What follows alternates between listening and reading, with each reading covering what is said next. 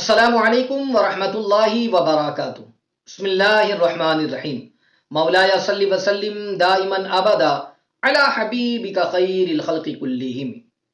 ناظرین محترم، اگر کسی شخص کی آنکھوں کی روشنی، آنکھوں کی بینائی کمزور ہو چکی ہے، اسے نظر نہیں آتا یا کمزوری ہے یا دھندلا نظر آ رہا ہے، تو یاد رکھے آج اسی کے حوالے سے ایک وظیفہ ذکر کیا جا رہا ہے۔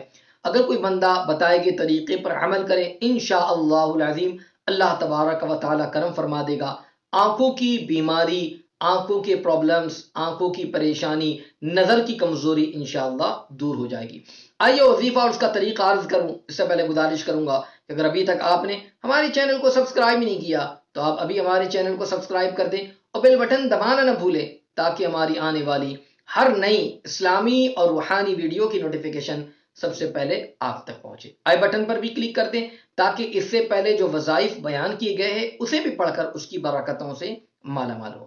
تو ناظرین محترم، اگر کسی کی آنکھوں میں تکلیف ہے یا پریشانی ہے، یا نظر صحیح نہیں آتا ہے، یا دھندلا نظر آتا ہے، یا آنکھوں میں کوئی بیماری ہے، موتیاں کی شکایت ہے، یا اس قسم کا کوئی معاملہ ہے، تو یاد رکھیں نمازوں کی پابندی کے ساتھ ساتھ وہ بندہ اپنا ایک معمول بنائے، روزانہ کسی بھی وقت تھوڑا پانی اپنے ساتھ رکھ لیں اور اول اخیر 11 مرتبہ درود شریف کے ساتھ اللہ رب العزت کا یہ نام مبارک یا شکور 40 مرتبہ پڑھیں، پانی پر دم کر دیں، اپنی انگلیوں پر بھی دم کر کے آنکھوں پر لگا دیں اور اس پانی پر بھی دم کر لیں۔ اب وہ پانی جو ہے جتنا ممکن ہو سکے، جب بھی ممکن ہو سکے، اس کے ڈراپس جو ہے اپنی آنکھوں میں ڈالتے رہیں۔